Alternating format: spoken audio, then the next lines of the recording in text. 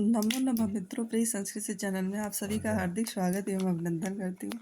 आशा करती हूँ कि आप सभी स्वस्थ होंगे, मस्त होंगे और अपनी आगे की परीक्षा में लग गए होंगे। अच्छे विद्यार्थी का यही लक्षण है कि जब तक उसको उसका लक्ष्य न प्राप्त हो जाए तब तक अपनी निरंतरता और बारंबारता को नहीं छोड़नी चाहिए। 2024 में आप सभी को आपका लक्ष्य प्राप्त हो, इसी शुभकामना के साथ आज की प्रैक्टिस सेट की शुरुआत करते हैं। प्रश्न संख्या 63 पर आते हैं। प्रश्न संख्या 63 कह रहा है, और उससे पहले एक अनुरोध है कि यदि चैनल के द्वारा आपको कुछ बेनिफिट या लाभ हो रहा है तो चैनल को लाइक, सब्सक्राइब एवं शेयर अवश्य करें। 63 प्रश्न पर आते हैं। प्रश्न संख्या 63 कह रहा है कि ब्राह्मी लिपि से विकसित शारदा लिपि का प्रचार भारत के किन प्रांतों में हुआ। जो ब्राह्मी लिपि है इसी से एक लिपि विकसित हुई जिसका नाम है शारदा लिपि, और इस लिपि का जो प्रचार प्रसार है भारत के किन किन प्रांतों में हुआ। तो जो ऑप्शन दिया गया, ऑप्शन के अकॉर्डिंग पंजाब और कश्मीर जो है आपका सही उत्तर होगा। ऑप्शन नंबर डी, ब्राह्मी लिपि से जो विकसित जो शारदा लिपि है इसका प्रचार प्रसार ज़्यादा पंजाब और कश्मीर में हुआ। चलिए अगले प्रश्न पर आते हैं। प्रश्न संख्या 64 प्रश्न संख्या 64 कह रहा है कि आधुनिक गुरुमुखी लिपि किस लिपि से निकली हुई है। खरोष्टी से, शारदा से, नागरी से या कुटिल से। आधुनिक गुरुमुखी लिपि सबसे पहले देखिए प्रश्न में ही एक उत्तर है कि गुरुमुखी लिपि जो आधुनिक लिपि है और ये किस लिपि से विकसित हुई है।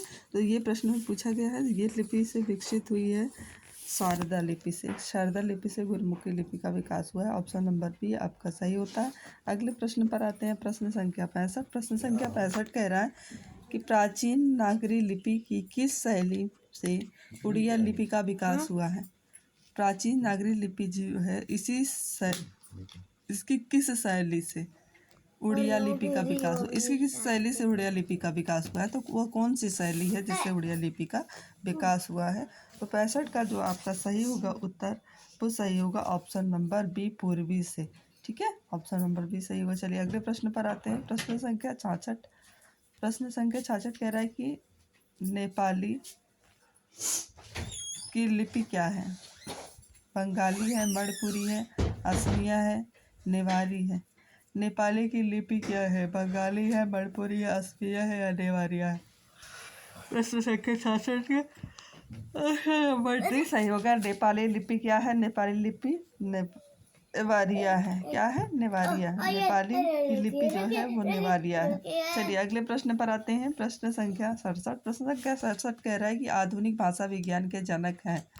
आधुनिक जो भाषा विज्ञान है उसके जनक कौन है। हेनरी स्वीट है, विलियम जेम्स है, ब्लूमफील्ड है या चाम्सी है। आधुनिक भाषा विज्ञान के जनक कौन है। प्रश्न संख्या 67 आधुनिक भाषा विज्ञान के जनक जो है वो है आपके विलियम जोन्स। ठीक है, चॉम्स्की भी भाषा विज्ञान के जनक हैं, लेकिन आधुनिक भाषा विज्ञान यहाँ पूछा गया है तो उसके जनक जो हैं वो विलियम जोन्स हैं। चलिए अगले प्रश्न पर आते हैं। प्रश्न संख्या 68 प्रश्न संख्या 68 कह रहा है कि डिंग डोंग सिद्धांत, डिंग डोंग सिद्धांत से संबद्ध है। क्या संबंध है। वर्णों की उत्पत्ति, भाषा की उत्पत्ति, नृत्य की उत्पत्ति या संगीत की उत्पत्ति। एक डिंग डोंग सिद्धांत है, ये किससे संबंधित है। भाषा की उत्पत्ति से अथवा वर्णों की उत्पत्ति से अथवा नृत्य की उत्पत्ति से या संगीत की उत्पत्ति से। तो डिंग डोंग जो सिद्धांत है वो भाषा की उत्पत्ति से संबद्ध है इसका। ठीक है। प्रश्न संख्या 69 प्रश्न संख्या 69 कह रहा है कि मानस्वर या आदर्श स्वर का उद्भावक है। William Jones, Henry Sweet, Daniel Jones, William Shakespeare. मान स्वर या आदर्श स्वर के उद्भावक कौन है। प्रश्न संख्या 69 और इसका जो आपका ऑप्शन सही होगा वो option number C, Daniel Jones जो है वो आदर्श स्वर या मान स्वर के उद्भावक है। प्रश्न संख्या 70 और आज का आखिरी प्रश्न है। डॉक्टर देवेंद्र नाथ शर्मा के अनुसार भाषाओं को कुल कितने भागों में बांटा गया है। भाषाएं जो हैं इनको कुल कितने भागों में बांटा गया है और किसके अनुसार। डॉक्टर देवेंद्र नाथ शर्मा के अनुसार। क्या 81 में, क्या 17 में, 18 में अथवा 4 में।